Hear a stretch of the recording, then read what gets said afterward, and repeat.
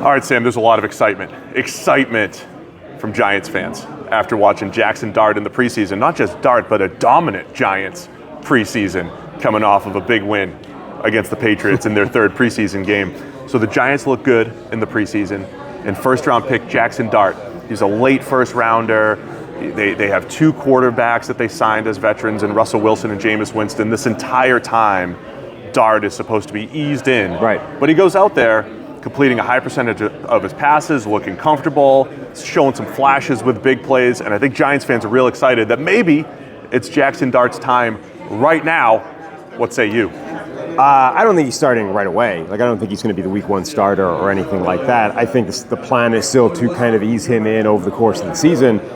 I started off saying, look, if it was me and I had Russell Wilson, Jameis Winston, Jaxson Dart, without having seen any of them in preseason or training camp, I wouldn't be playing Dart this season at all. I would give him his rookie year as a redshirt year, let him ease in, let him learn the system, let him mentally adjust to the NFL before next year he gets a chance to lead this team. But I think I've changed on that based off seeing him in the preseason. He looks much further along, much more mentally prepared for an NFL offense, for the NFL system and the defenses he's going to be facing, albeit, preseason watered-down versions, than I would have expected.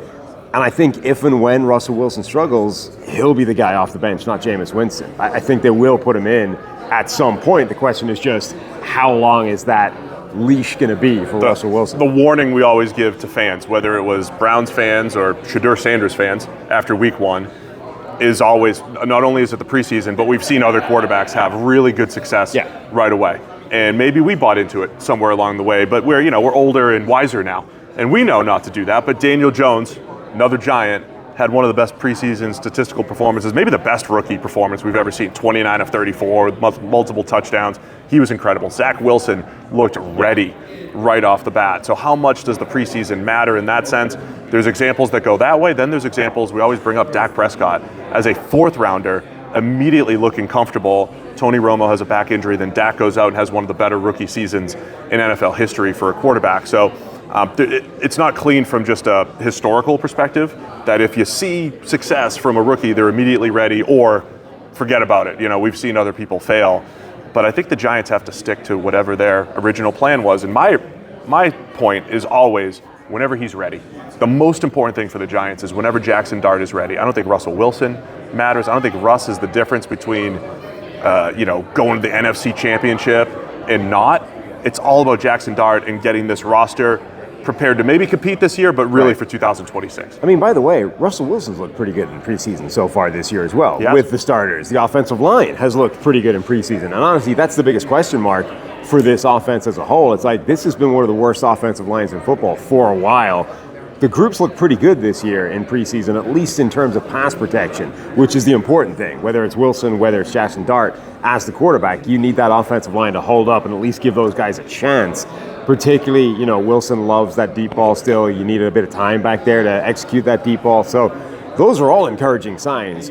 I think, look, whatever the game plan is for easing these rookie quarterbacks in, teams don't tend to stick to it, Never. They never we want to put him in week 8. We want to put him in the end of the season. It never happens. The guy, it's dictated by how the starter plays, right? And if Russell Wilson plays well, that will lengthen the amount of time he's going to be the starter, and it will delay the Jaxson Dart, succession plan to whatever. If Russell Wilson comes out of here in the first month has 3 awful games on the bounce, it's going to be hard for them to not put Jaxson Dart in. They have a rough schedule up top. The entire schedule is tough, but they play a lot of tough teams early on. We've said before, hey, if they start 2-4, 2-5, the pressure's going to be on regardless. It's going to be really hard to. If that happens, I can't see a way they're not going to put in Dart. And on top of this, I'll just say, I know it's a tough schedule, but they might be really good too. They might be much better, we'll say. The Giants, much improved. The defensive line, I think what Abdul Carter has shown in his limited time, what we know Dexter Lawrence is, what we know Kayvon Thibodeau can bring now as a third rusher, and Abdul Carter moving around.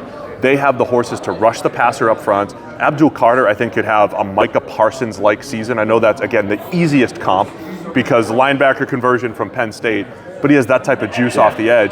That could make a massive impact for the Giants and the other veteran free agent additions that they've made on the defensive side. If they're that good defensively, And Russell, by the way, has played on these defense first teams where he generally takes care of the ball, doesn't turn it over.